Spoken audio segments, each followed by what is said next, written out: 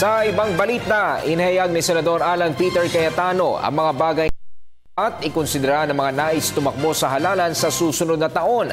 Samantala, pinapurihan naman ng Senador ang Administrasyong Aquino sa pagpapatupad ng reforma sa ilalim ng tuwid na daan. Ang detalye sa ulat ni Ara Perez. Kapasidad, konkretong plano at ang tsansang manalo ang mga dapat ikonsidera ng mga nais kumandidato sa darating na 2016 national elections. Ito ang pagtataya ni Senator Alan Peter Cayetano na siya mismo ay nagpahayag ng kagustuhang tumakbo sa mas mataas na posisyon sa darating na halalan. Ngunit kung anong posisyon ito, right now I'm focused on running for president. No? So at point in time, unless he says that he wants to run for president, or unless I say that I want to run for Vice President, wala pa namang conflict.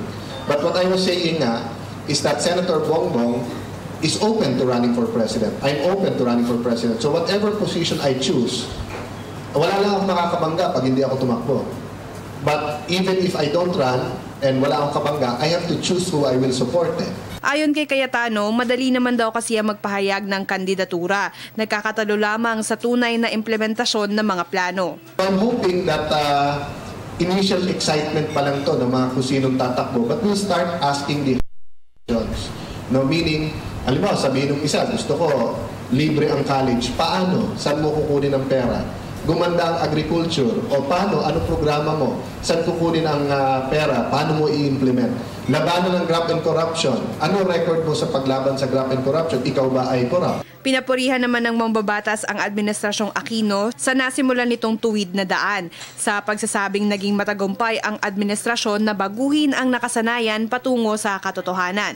Halimbawa narito ang paglago ng ating ekonomiya kung saan abot kamay na ang 6 to 7% gross domestic product growth at ang pag-usig sa high rank.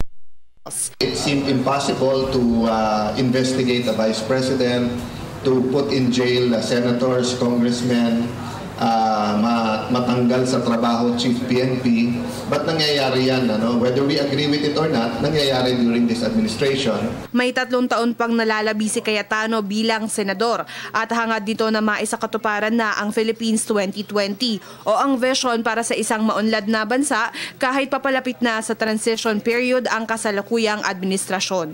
Para sa Telebisyon ng Bayan, Ara Perez.